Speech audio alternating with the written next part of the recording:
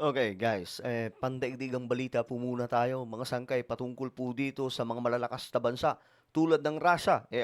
Itong si Putin, mga sangkay, handa na daw po makipagdigma laban sa Europa.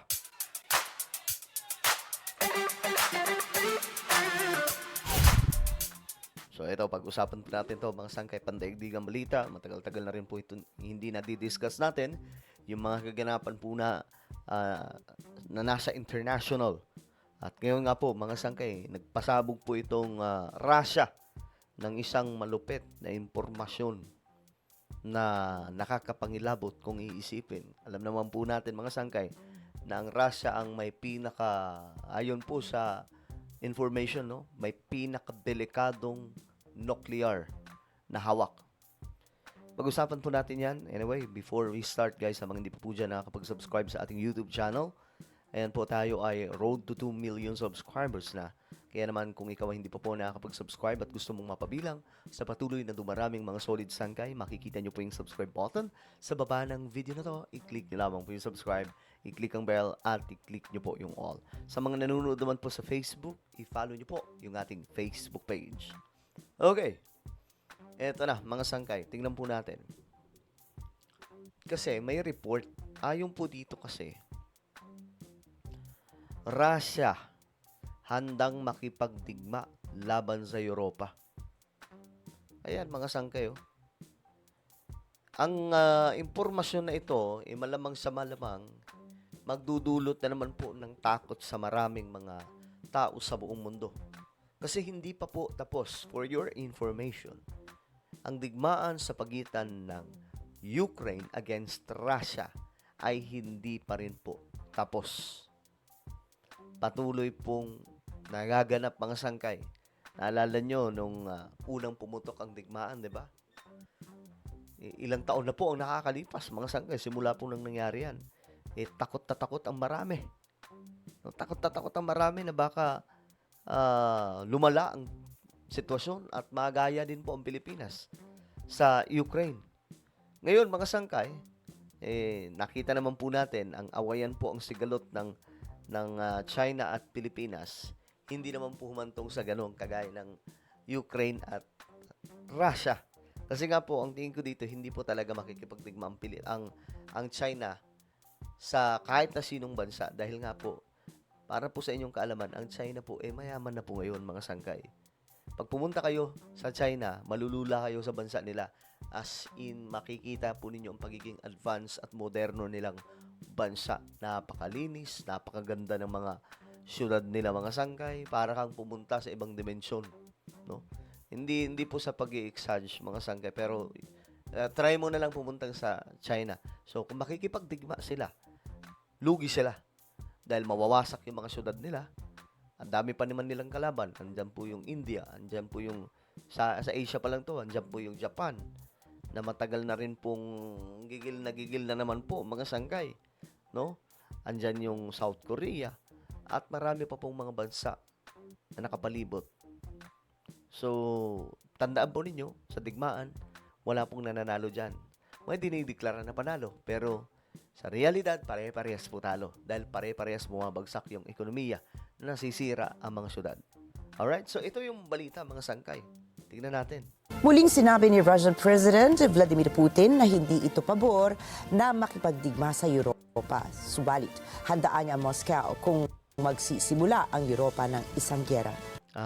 Okay. Gets ko na. So, sabi niya, hindi daw po siya, ayaw daw po niya ng digmaan. Against po siya sa war.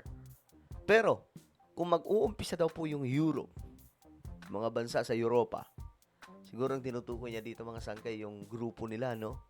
Na matagal na pong pinag-iinitan ni Putin, mga sangkay. So, kung sakasakaling uunahan sila ng Europa, handa daw po sila makipagdigma. Okay. Rosel Feria para sa Balitang Yan.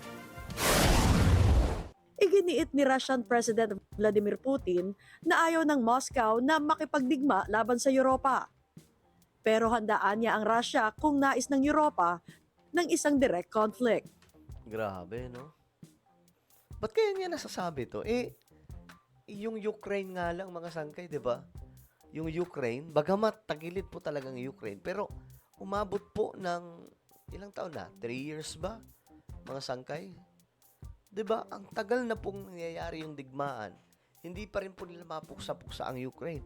At kinailangan na po ng Russia ang tulong mula po sa North Korea na magkaroon po ng karagdagang mga sundalo. So, ba't kaya na nasasabi ito? Maybe, mga sangkay, because of nuclear war. Their nuclear na posibleng gamitin nila kapag nangyari talaga yung digmaan, mga sangkay, against dito sa nasa mga western countries. Мы не собираемся воевать с Европой, я уже об этом 100 раз сказал. We are not planning to fight Europe. I have said this 100 times, sabi po ni Putin. Но если Европа вдруг захочет с нами воевать и начнет, мы готовы прямо сейчас. Вот здесь Sabi niya, but if Europe suddenly decides to wage war against us and starts it, we are ready right now. Здесь не может быть никаких сомнений. Только вопрос в чем? Если Европа вдруг начнет с нами войну, мне кажется, что очень быстро, это же There can be no doubt about that, sabi ni не Putin. Украина. С Украиной мы там действуем. So ito daw yung tanong. The question is, if Europe starts a war with us, I believe that very quickly. Хирургическим способом, аккуратненько, так, чтобы, ну, понятно, да?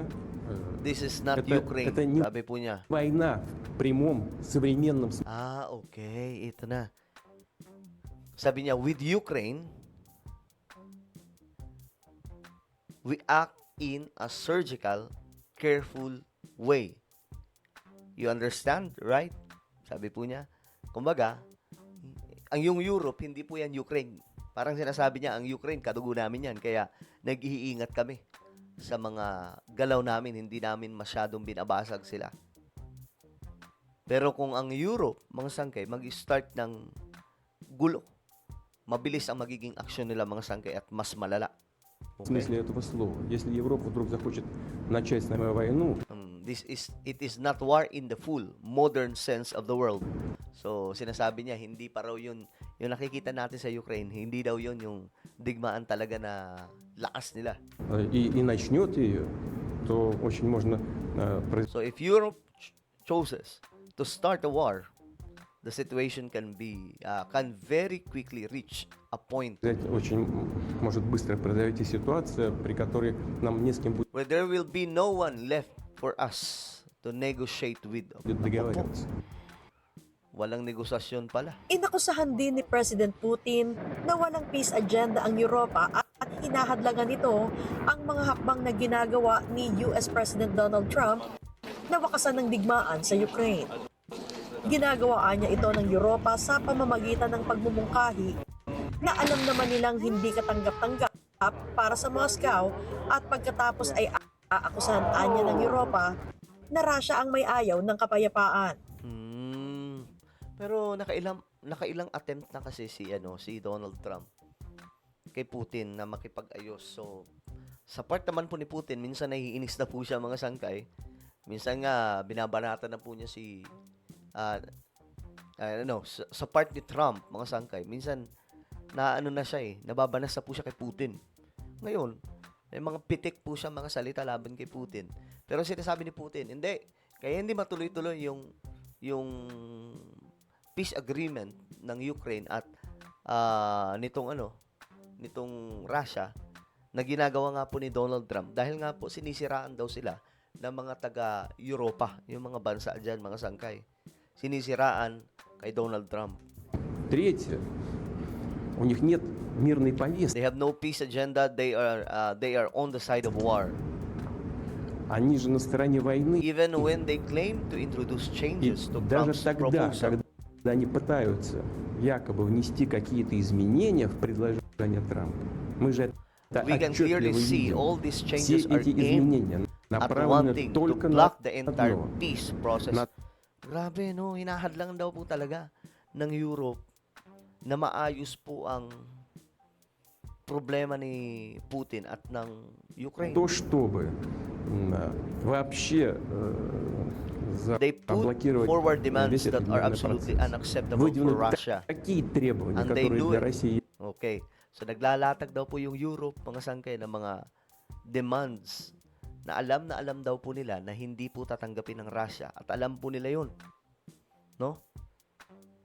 Yung demand, mga sangkay, na alam nila na hindi mangyayari at hindi po magpapatigil sa digmaan. являются абсолютно неприемлемыми, они это понимают, и тем самым свалить The goal is to потом на later Россию blame Russia for the Yeah. end of the peace process. сворачивание этого мирного процесса. А что? Предлагалось, чтобы ваш Ipinunto pa ni President Putin na ayaw niyang isantabi ang Europa sa mga pagpupulong tungkol sa kasunduan sa Ukraine. Pero isinasantabian niya mismo ng Europa ang sarili nito. Depensa pa ng Russian leader, mayroon anyang malapit na ugnayan ang Europa sa kanila, ngunit biglaan niya itong pinutol ng Europa. Ну, европейцы не молчат, они обижаются, что их как бы отстранили от ведения переговоров, но хочу отметить, что их никто не отстранил. Они сами отстранились. Они же в какой-то Sabi ni Putin, for a time, we had close contacts with them. Then they abruptly cut ties with Russia. время у нас был с ними тесный контакт. Потом они раз резко оборвали контакты с Россией. Pinuputol po ng, Это была их ng инициатива. Europe daw, mga sangkay. Почему они это сделали?